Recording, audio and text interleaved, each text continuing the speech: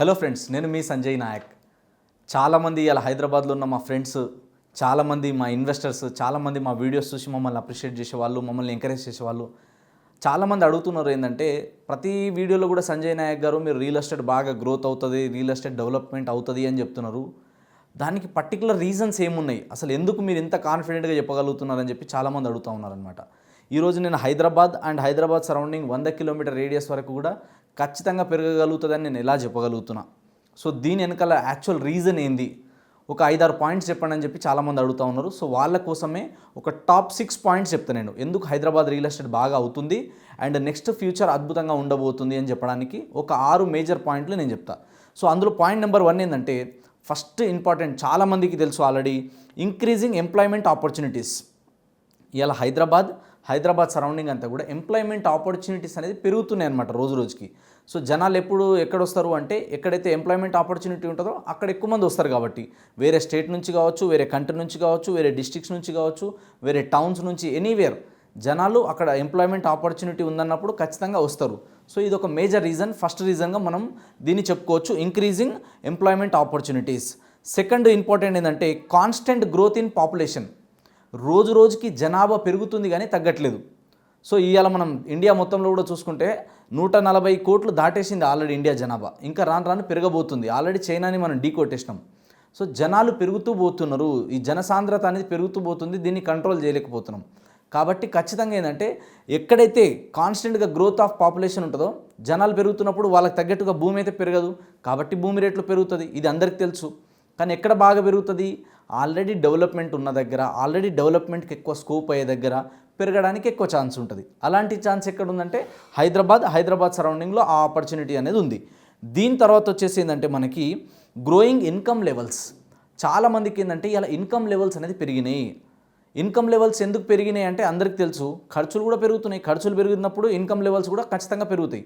And income level పెంచుకోవడానికి, income ఆపర్చునిటీస్ని పెంచుకోవడానికి opportunities ఇలా ఎక్కువ ఉన్నాయి మార్కెట్లో. సో 20 ఏళ్ళతో పోల్చుకుంటే ఇవాళ మనకి రీసోర్సెస్ కానీ ఆపర్చునిటీస్ కానీ ఎక్కువ ఉన్నాయి. సో ఎవరైనా కూడా, ఏ కమ్యూనిటీ వాళ్ళైనా, ఎక్కడి నుంచి వచ్చిన వాళ్ళైనా సరే, ఎవరైనా కూడా ఇన్కమ్ అనేది జనరేట్ చేయగలుగుతున్నారు, ఎక్కువ ఇన్కమ్ జనరేట్ చేయగలుగుతున్నారు. దానివల్ల ఏంటంటే, రియల్ ఎస్టేట్లో ఎక్కడ సంపాదించినా కూడా ప్రతి ఒక్కరు ఇలా కోటీశ్వర్లు అయిన వాళ్ళందరూ రియల్ ఎస్టేట్లో పెట్టుబడి పెట్టిన వాళ్ళే ఉన్నారు. సంపాదించిన రూపాయి దాచిపెట్టి కోటీశ్వర్లు ఎవరు అవ్వలే. దాచిపెట్టి మొత్తం ఎవరైతే తీసుకెళ్ళి భూమిలో ఇన్వెస్ట్మెంట్ చేస్తారో, ఎవరైతే రియల్ ఎస్టేట్ రంగంలో పెట్టుబడి పెట్టారో, అలాంటి వాళ్ళే ఎక్కువ గ్రోత్లో, ఎక్కువ హైట్స్లో ఉన్నారు ఇలా. అందుకనే రియల్ ఎస్టేట్కి ఎప్పుడు తిరుగులేదు అంటారు. దీని తర్వాత వచ్చేసి ఏంటంటే, మైగ్రేషన్ టువర్డ్స్ మెట్రోపాలిటన్ సిటీస్. ఇలా వలస ఎక్కువ అయిపోతుంది రోజు రోజుకి కూడా. మీ అందరికీ తెలుసు, ఆల్రెడీ గతంలో కూడా నేను చెప్పడం జరిగింది, హైదరాబాద్కి ఎవ్రీ సంవత్సరానికి యావరేజ్గా 3 లక్షల మంది జనాభా వలస వస్తూ ఉన్నారు. సో ఇంతమంది జనాలు వస్తున్నప్పుడు నెక్స్ట్ ఇంకోటి ఏంటంటే, హైదరాబాద్లోనే పుట్టి పెరిగిన వాళ్ళ క్యాలిక్యులేషన్ 1,55,000 తీసుకున్నా కూడా దగ్గర 5 లక్షల జనాభా ఎవ్రీ సంవత్సరం ఇలా మన హైదరాబాద్కి పెరుగుతూ పోతుంది. సో గవర్నమెంట్ కొన్ని సర్వేలు, కొన్ని రీసెంట్గా నేను కొన్ని ఆర్టికల్ కూడా చదివిన ఏంటంటే, నెక్స్ట్ 2034 కల్లా, నెక్స్ట్ 10 సంవత్సరాలలో హైదరాబాదు పాపులేషన్ ఇలా 1.5 కోటి దగ్గరలో ఉంటే అది 2.5 కోట్లకి చేరబోతుంది. ఇంతలాగా పెరగబోతుంది. ఇంతమంది జనాలు వచ్చినప్పుడు ఎన్ని ఫ్లైఓవర్లు వేసినా సరిపోదు. కాబట్టి సిటీ అనేది ఖచ్చితంగా ఎక్స్పాండ్ చేయాలన్నప్పుడు ఎక్కడైతే ఎమర్జింగ్ ఏరియాస్ ఉన్నాయో, ఎక్కడైతే ఎంప్లాయ్మెంట్ ఆపర్చునిటీస్ ఎక్కువ ఉన్నాయో, అలాంటి ఏరియాలలో ఖచ్చితంగా స్కోప్ అనేది ఎక్కువ ఉంటుంది, రిటర్న్ ఆన్ ఇన్వెస్ట్మెంట్ బాగుంటుంది. రియల్ ఎస్టేట్లో కూడా చాలామంది ఇన్వెస్ట్మెంట్ చేయడానికి ఎక్కువ మంది ఇంట్రెస్ట్ చూపిస్తారు. కాబట్టి ఇది ఒక మేజర్ రీజన్గా మనం చెప్పుకోవచ్చు. సో వలసలు వస్తున్నాయి. ఎప్పుడైతే బయట నుంచి ఇన్కమ్ ఎక్కువ వస్తుందో, ఎక్కడైతే వేరే రాష్ట్రాల నుంచి, వేరే దేశాల నుంచి, వేరే ప్రాంతాల నుంచి ఒక దగ్గర డబ్బు వస్తుందో, డబ్బులు పుట్టిస్తుందంటే ఆ ఏరియా ఎప్పటికైనా కూడా గ్రోత్ అనేది గ్యారంటీ ఉంటుంది. దీని తర్వాత ర్యాపిడ్ ఇన్ఫ్రాస్ట్రక్చర్ డెవలప్మెంట్స్. ఇలా హైదరాబాద్లో చూసుకుంటే మనకి ఏ విధంగా డెవలప్మెంట్ అవుతుందో కొత్తగా మీకు చెప్పాల్సిన పని లేదు. ఎందుకంటే మీరు చూస్తున్నారు హైదరాబాద్ని. లాస్ట్ 10-20 సంవత్సరాల ముందు ఏ విధంగా ఉండే హైదరాబాద్, ఈ లాస్ట్ 10 ఇయర్స్లో హైదరాబాద్ ఏ విధంగా గ్రోత్ అయింది, ఇది మనం చూస్తే లైవ్లో మనం కొత్తగా చెప్పాల్సిన అవసరం లేదు. లైవ్లో మనం చూస్తున్నాం హైదరాబాద్. సో హైదరాబాద్ అనేది మన కళ్ళ ముందే ఇంతలాగా డెవలప్మెంట్ అవుతుందా అనే విధంగా ఇలా హైదరాబాద్ అనేది ఆ స్థాయికి చేరిపోయింది ఆల్రెడీ. సో ఇది ఒక మేజర్ రీజన్గా మనం చెప్పుకోవచ్చు. దీని తర్వాత వచ్చేసి ఏంటంటే, ఈజీ అవైలబిలిటీ ఆఫ్ ఫైనాన్స్. ఇలా ఫైనాన్స్ కానీ, లోన్ అవైలబిలిటీ కానీ, ఎంప్లాయీస్ కావచ్చు, బిజినెస్ చేసే వాళ్ళు కావచ్చు, ఇన్కమ్ సోర్సెస్ అంటే మనం డబ్బులు పుట్టించుకోవడానికి, డబ్బులు తెచ్చుకోవడానికి, అండ్ చాలా బ్యాంకులన్నీ కూడా ఇలా ఫైనాన్స్ ఇవ్వడానికి, లోన్స్ ఇవ్వడానికి ఎక్కువ ఆపర్చునిటీస్ ఉన్నాయి. అంటే డబ్బులు తెచ్చుకోవడం చాలా ఈజీ అయిపోయింది అలా. కాబట్టి డబ్బులు పుడుతున్నాయి కాబట్టి ఇవి ఎక్కడ పెడితే బాగుంటుంది, ఎక్కడైతే సేఫ్టీ ఉంటుంది, ఎక్కడైతే సెక్యూరిటీ ఉంటుంది, ఎక్కడైతే రిటర్న్ ఆన్ ఇన్వెస్ట్మెంట్ గ్యారెంటీ ఉంటుంది, ఫ్యూచర్లో అద్భుతంగా ఎక్కడ పెరగబోతుందంటే అందరూ చెప్పే మాట, అందరూ ఇచ్చే first suggestion real estate.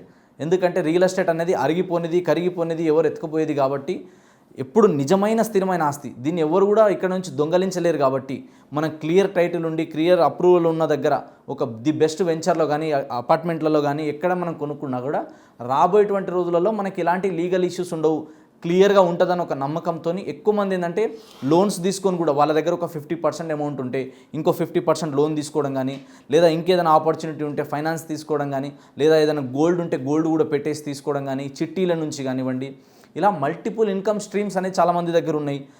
Income streams నుంచి మనం ఇన్కమ్ తెచ్చుకునే విధంగా, అప్పులు తెచ్చుకునే విధంగా ఆపర్చునిటీస్ ఉన్నాయి. కాబట్టి జనాలు కూడా ఏం చేస్తున్నారు, చాలామంది ఇన్వెస్టర్లు కూడా ఏంటంటే ఎక్కువ రిటర్న్స్ ఎక్కడ వస్తున్నాయి, ఎక్కడ సేఫ్టీ ఎక్కువ ఉంటుంది, సో ప్రాపర్టీ వాల్యూ పెరుగుతుందని చెప్పేసి ప్రాపర్టీస్ మీద ఎక్కువ మంది ఇన్వెస్ట్మెంట్ చేయడానికి ఇంట్రెస్ట్ చూపిస్తూ ఉన్నారు. కాబట్టి లోన్ అవైలబిలిటీ, ఫైనాన్స్ అవైలబిలిటీ ఉండడం వల్ల కూడా ఎక్కువ మంది జనాలు వస్తున్నారు. సో మేజర్గా ఈ 6 పాయింట్స్ని మనం దృష్టిలో పెట్టుకొని కనుక మనం ముందు చూపుతో ఇన్వెస్ట్మెంట్ చేయగలిగితే ఫ్యూచర్లో అద్భుతమైన రిటర్న్స్ వస్తాయి. ఎవరైతే ముందు చూపుతోని, ఎవరైతే విజన్తో ఇన్వెస్ట్మెంట్ చేస్తారో వాళ్ళే కోటీశ్వర్లు అవుతారు. ఇంకో 10 సంవత్సరాల తర్వాత 10,000కి మనకి ఏదైతే మనకి ఒక గ్రామ్ గోల్డ్ అనేది దొరుకుతుందేమో కానీ 10,000కి ఒక గజం దొరకడం హైదరాబాద్ నుంచి 100 కిలోమీటర్ రేడియస్లో చాలా ఇంపాసిబుల్ అనే స్టేజ్కి వెళ్ళిపోతుంది. కాబట్టి ఇన్వెస్ట్మెంట్ చేయాలనుకున్న వాళ్ళు మంచి టైం కోసం ఎదురు చూస్తే ఇదే మంచి time. Right time for land investment is now and the only wrong time and the bad time for land investment is later. తర్వాత చూద్దాంలే అనుకునేది మాత్రమే ఆలస్యం తప్ప ఇప్పుడు మీరు ఇన్వెస్ట్మెంట్ చేయగలిగితే నెక్స్ట్ 10 ఇయర్స్లో ర్యాపిడ్గా గ్రోత్ రాబోతుంది. రియల్ ఎస్టేట్ ఇన్ఫ్రాస్ట్రక్చర్కి ఎలాంటి డెవలప్మెంట్కి ఎలాంటి డోకా లేదు. రాబోయేటువంటి 10 సంవత్సరాల్లో అద్భుతంగా ఉంటుంది. కాబట్టి రియల్ ఎస్టేట్లో మీరు హైదరాబాద్ సరౌండింగ్లో ఎక్కడ ఇన్వెస్ట్మెంట్ చేసినా కూడా అద్భుతమైన గ్రోత్ వస్తుంది. సో రియల్ ఎస్టేట్లో ఇన్వెస్ట్మెంట్ చేసే ముందు ఏమేమి చూసుకోవాలి, ఎలాంటి ఏరియాలో ఇన్వెస్ట్మెంట్ చేయాలి, మీ బడ్జెట్ తగ్గట్టు, మీ పర్పస్ తగ్గట్టు, మీకున్న నీడ్కి తగ్గట్టు ఎక్కడైతే బాగుంటుంది, ఇలా రియల్ ఎస్టేట్ రిలేటెడ్ మీకు ఏ డౌట్స్ ఉన్నా ఒక బ్రదర్ లాగా, ఒక ప్రొఫెషనల్ ఫ్రెండ్ లాగా ఎనీ టైం మీరు కాంటాక్ట్ అవ్వచ్చు. Any social media platform Sanjay Nayak అని సెర్చ్ చేస్తే నా కాంటాక్ట్ డీటెయిల్స్ అన్నీ కూడా వచ్చేస్తాయి. సో ఫుల్ డీటెయిల్స్ కోసం ఇప్పుడే మీరు కాల్ చేయొచ్చు. 9502682042 అనే నెంబర్ కాల్ చేయండి. Sanjay Nayak signing off. Thank you so much.